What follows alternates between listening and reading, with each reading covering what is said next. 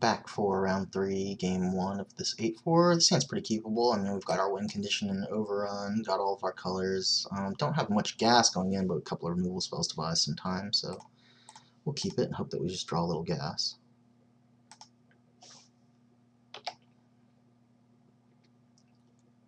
I'm going to lead with Forest for the same reason, hope that we just draw the Garrick's Companion right off the top.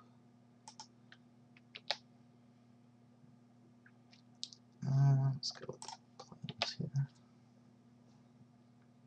Guess it may have been better to play the Forest for the Dungrove Elder and to conceal a second color, but not the worst.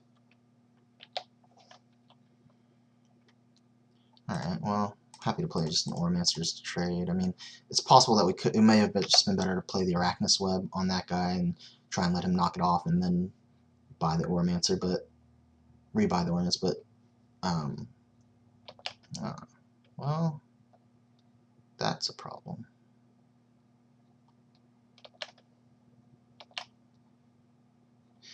Alright, well, he's going to hit us for 4. I guess it's possible that we could just fireball the Automaton to put ourselves in a situation where, yeah, I think that's going to be better.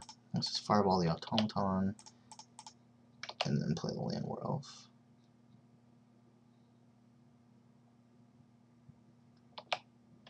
Alright, that's fine.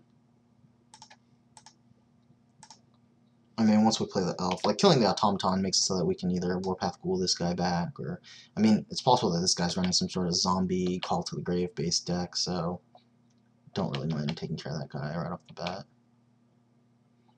Sucks that we're already down to 13, but yeah, both of his guys are just going to be negated by this Peregrine Griffin, which is kind of what I suspected, although I suppose it may just be better to cast a Giant Spider.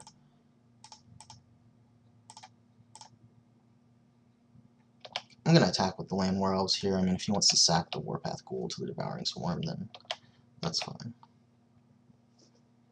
If he has removal for the Giant Spider, it's pretty awkward for us, but yep, it does have the Call to the Grave. That's fine, we'll just sack the Land Werewolves here. If we Arachnus Web the yeah, we could just Arachnus Web the one zombie that he has to prevent it from really doing much. We are going to have to get rid of that Call to the Grave, or it is just going to get us.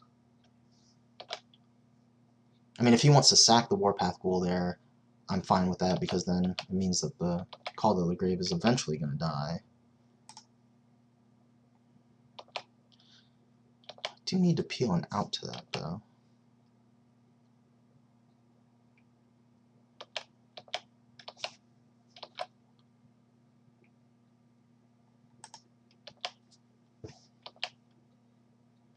I suppose we can put ourselves in a situation, you know, if the game goes late enough, where we can just dump a handful of guys, sack one of them the next turn, and then overrun, and, you know, just try and have enough guys to get in there.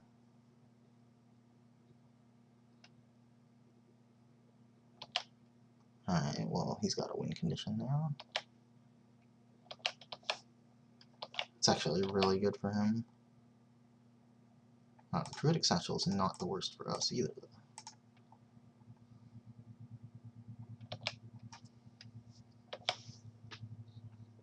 He's going to sack the skeleton. Satchel should make him somewhat leery about just bashing in with the Onyx Mage with Reckless Abandon. Guess not. Land.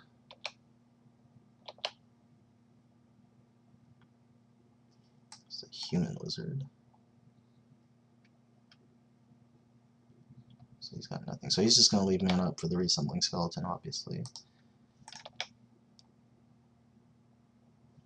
Just continue to play lands, I guess.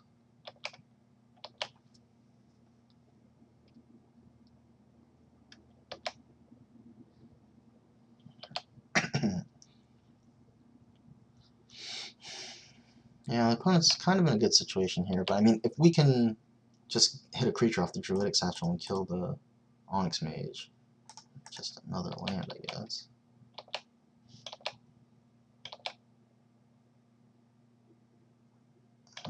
Pegasus isn't good enough.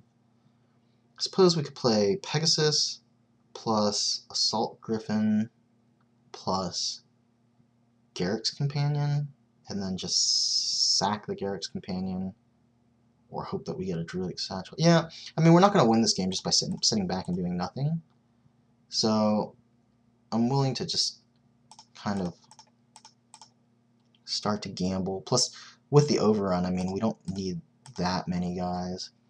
Plus, with the trigger on the stack during our upkeep, we can...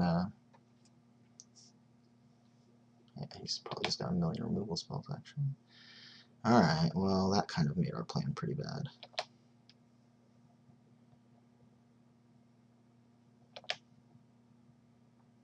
I guess he can't really attack. I mean, he can attack with the Onyx Mage. Get in there. So, trigger on the stack, I'm just going to do this. Hopefully we can just sack a 1/1. Of course it's a land. But at least we don't have to draw a land now.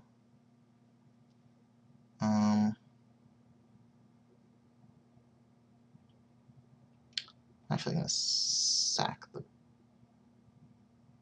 Pegasus. Attack the Companion.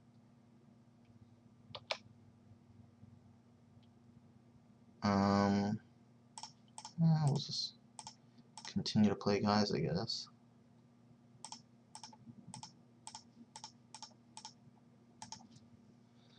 I mean, all we really need to do is kind of get lucky on the Druidic Satchel, because I don't see us having a very good out to the Call to the Grave. Incinerates my face, which means that he's just gotta, yeah, he's gotta have like another, okay. Wonder if we're just dead. Seems like we are. I mean, if he's playing the Call to the Grave deck, I'm guessing he's got like Lava Axes and alternate win conditions. In addition to the, you know, zombie and reassembling skeleton synergies that he already has. This is probably just a Lava Axe to the face, though. Or Consume Spirit. Alright. So he's got Consume Spirit. I do like our strategy of just having Arachnus Webs and Pacifisms against his zombie creatures, but, I mean, we're going to need some outs to the Call to the Grave. Naturalize and Celestial Purge both seem to fit the bill pretty well. Let's see. Yeah, Stonehorn Dignitary blocks a Warpath Ghoul pretty well. Maybe better than like a Benelish Veteran. Although Benelish Veteran's more aggressive. Druidic Satchel's pretty good against the Call to the Grave as well. I think Crown of Empires is going to be a little bit worse, considering he probably doesn't have that many creatures to begin with. And yeah, he's got removal, so we want the stave off. Take the Arbalest Lead out. They're kind of awkward, and the casting cost is a little hard, so I'll try it like this.